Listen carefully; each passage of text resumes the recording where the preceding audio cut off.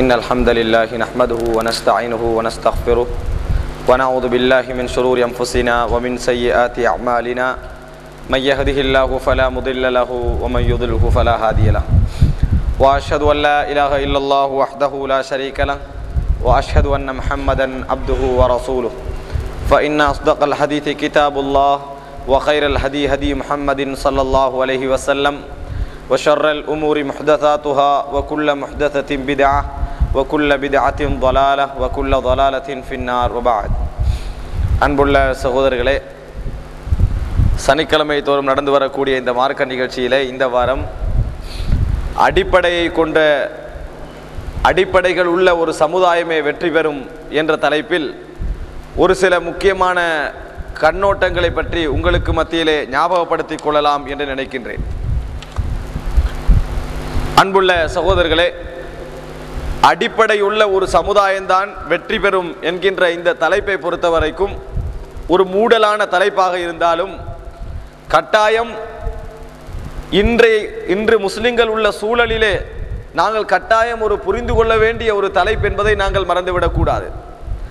ஆரம்ப காலகட்டத்திலே ரசூலுல்லாஹி ஸல்லல்லாஹு அலைஹி வஸல்லம் அவர்களுடைய அந்த காலப்பகுதியிலே முஸ்லிம்கள் என்றால் யார் என்று அடையாளப்படுத்துவதற்கு ஒரு கூட்டத்தை தவிர வேறு யாரும் இருக்கவில்லை.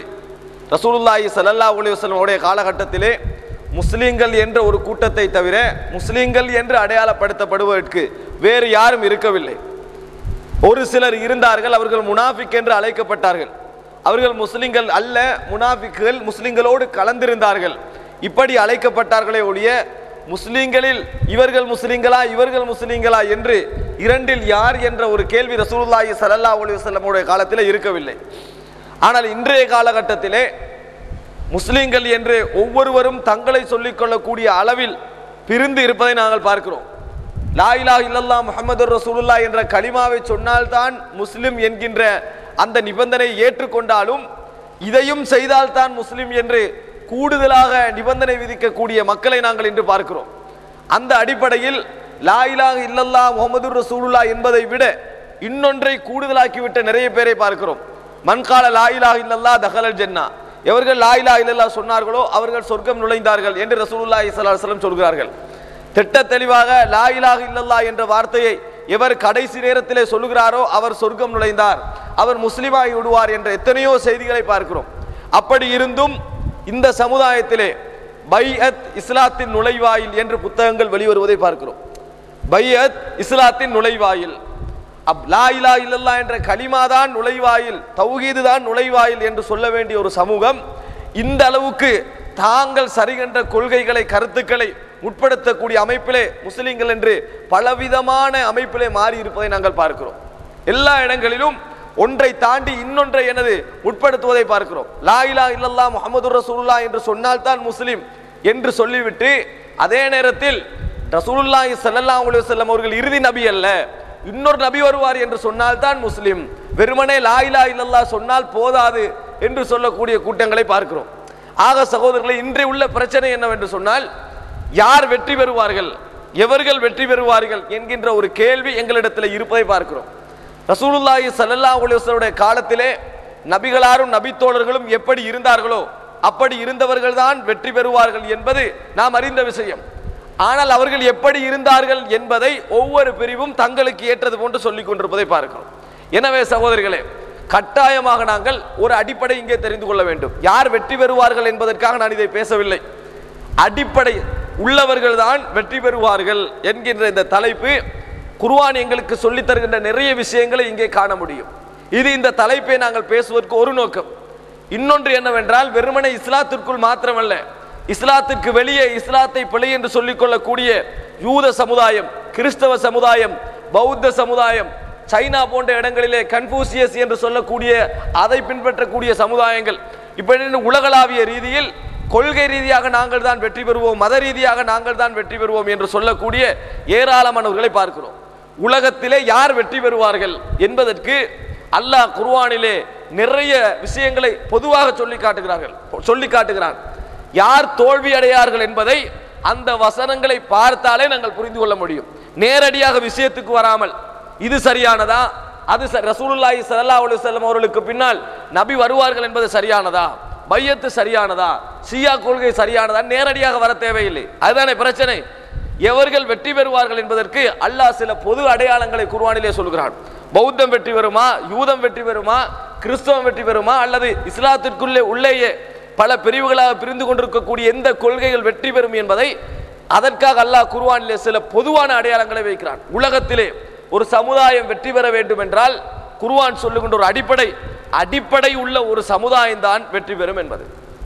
சகோதரர்களே, எனவே இன்னொன்றை நாங்கள் தெரிந்து கொள்ள வேண்டும். இந்த உலகத்திலே மனிதன் வித்தியாசப்படுவதே இதிலே தான், அடிப்படையிலே தான் வித்தியாசப்படுகிறான். எந்த சமூகத்திற்கு அடிப்படை இருக்கிறதோ அந்த சமூகம் வெற்றி பெறும். இந்த அடிப்படை இல்லாத சமூகம் வெற்றி பெறாது. வெற்றி பெறுதல் என்ற அம்சத்தில் அடிப்படை என்கின்ற ஒரு அம்சம் நுழைந்திருக்கிறது.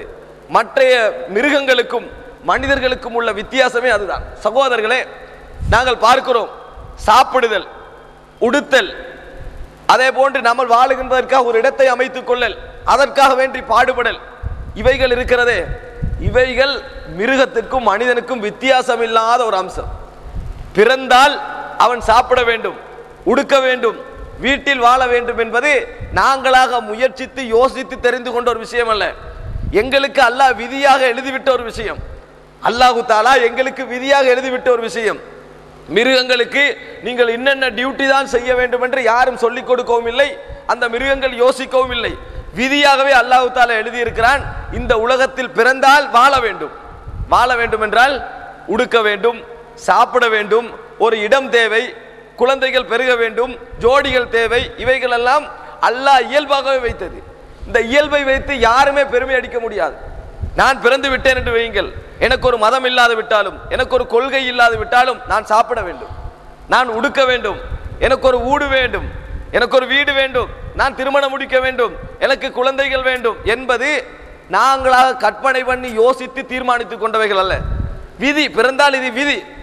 எனவே யாருமே நான் பிறந்து விட்டேன் என்று பெருமை அடிக்க முடியாது, நான் சாப்பிட்டு விட்டேன் என்று பெருமை அடிக்க முடியாது, நான் விடுத்து விட்டேன் என்று பெருமை அடிக்க முடியாது, நான் வீடு கட்டி விட்டேன் என்று பெருமை அடிக்க முடியாது.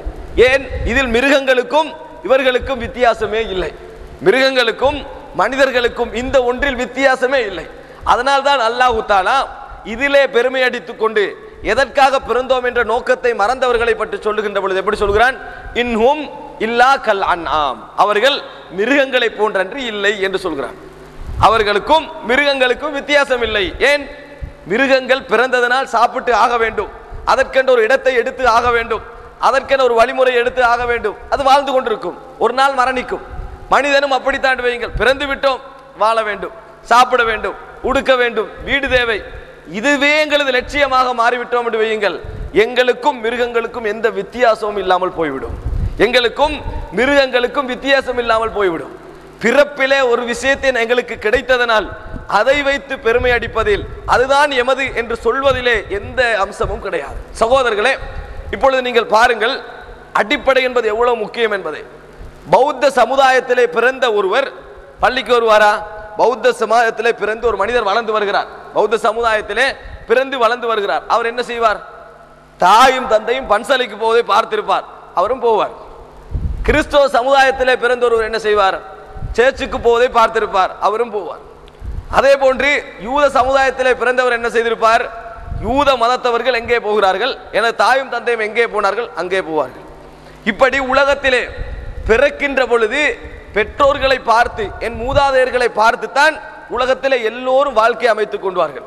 உலகத்திலே எல்லோரும் தங்களது அம்சங்களை அமைத்துக் கொள்வார்கள். இது இயல்பாகவே நடக்கக்கூடிய ஒரு விஷயம். இதை யாரும் அடிப்படை என்று சொல்ல முடியாது.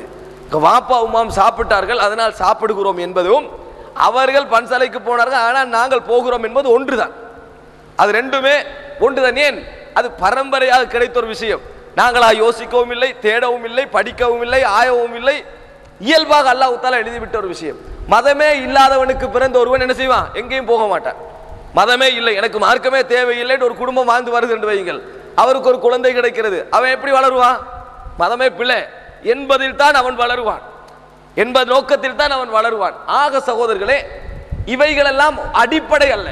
நான் என்ன சொல்ல வருகிறேன் என்றால், அடிப்படை உள்ள ஒரு சமுதாயம் வெற்றி பெறும் என்றால் இவைகளெல்லாம் அடிப்படை அல்ல, எங்களுக்கு பரம்பரையாக கிடைத்த ஒரு விஷயம். எப்படி மனிதன் சாப்பிட வேண்டும், உடுக்க வேண்டும், வீடு தேவை என்பதை அல்லாஹ் விதியாக எழுதி இருக்கிறானோ அதுபோன்று என் பெற்றோர்கள் எப்படி வாழ்ந்தார்களோ அப்படி